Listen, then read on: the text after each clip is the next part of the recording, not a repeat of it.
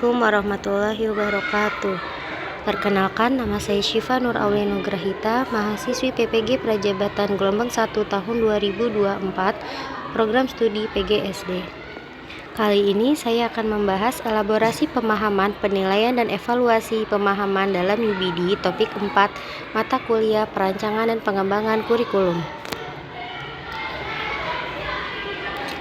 Ulasan pembahasan kelompok lain. Pada kesempatan kali ini di topik 4 elaborasi pemahaman mata kuliah perancangan dan pengembangan kurikulum, saya akan mengulas hasil diskusi dari kelompok 6 mengenai penilaian dan evaluasi pemahaman dalam UBD kemampuan pengetahuan diri. Hasil simak yang telah saya lakukan, saya akan memberi pendalaman mengenai pengaruh guru dalam kemampuan pengetahuan diri kepada peserta didik terhadap hasil belajar peserta didik. Berdasarkan hasil diskusi dari kelompok 6, sudah baik mengenai kemampuan pengetahuan diri hingga rubrik penilaian dari kemampuan pengetahuan diri peserta didik. Dalam pembahasan tersebut, saya tertarik untuk menambahkan materi bagaimana output yang bisa dihasilkan dari kemampuan pengetahuan diri dari peserta didik terhadap hasil belajar.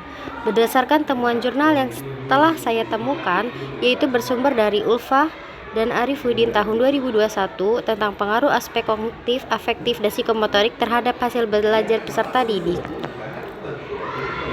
Dalam jurnal tersebut, pemahaman individu terlihat pada saat individu memiliki hasil belajar yang memuaskan, ditandai dengan tingginya nilai dan terlihat melalui keaktifan individu dalam mengikuti proses pembelajaran. Peserta didik dikatakan berhasil dalam belajarnya apabila dapat mengembangkan kemampuan pengetahuan dan pengembangan sikap.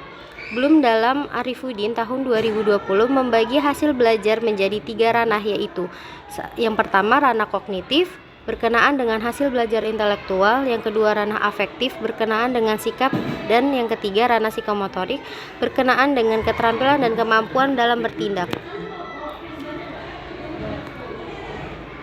Selanjutnya, kemampuan pengetahuan diri terhadap hasil belajar peserta didik. Pengertian hasil belajar yang juga dikemukakan oleh Susanto dalam Darmawan tahun 2021 yang mengatakan bahwa hasil belajar yaitu perubahan-perubahan yang terjadi pada diri siswa baik yang menyangkut aspek kognitif, afektif, dan psikomotor sebagai hasil belajar dari kegiatan belajar. Hasil belajar dapat dijadikan tolak ukur keberhasilan suatu kegiatan pembelajaran. Jadi, hasil belajar adalah kemampuan yang dimiliki peserta didik dari kegiatan belajar dan dapat dijadikan tolak ukur ketercapaian dalam tujuan belajar.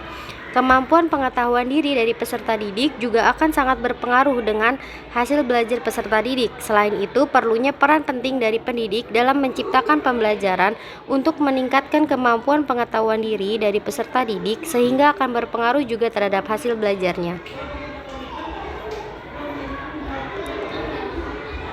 Kemudian, ini adalah peran pendidik dalam meningkatkan kemampuan pengetahuan diri peserta didik.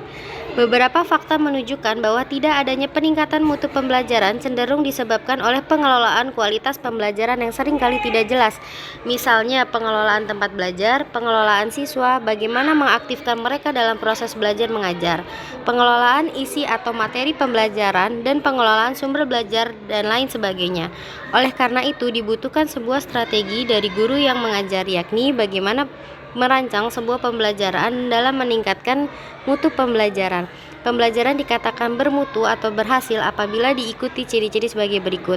1. Daya serap terhadap bahan pengajaran yang diajarkan mencapai prestasi tinggi yang baik secara individual maupun kelompok. 2. Perilaku yang digariskan dalam tujuan pengajaran khusus atau TPK telah dicapai oleh siswa baik secara individu maupun kelompok.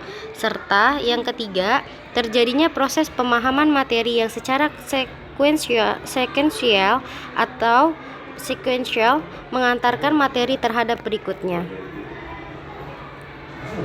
Ya, ini adalah referensi dari yang saya temukan, jurnal dari Arifuddin tahun 2020. Lalu ada Ulfa dan Arifuddin tahun 2021. Baik, sekian presentasi yang bisa saya paparkan, hasil ulasan jurnal yang telah saya temukan juga, serta ulasan dari kelompok 6. Kurang lebihnya mohon maaf. Billahi sabilil haq fastabiqul khairat. Wassalamualaikum warahmatullahi wabarakatuh. Terima kasih.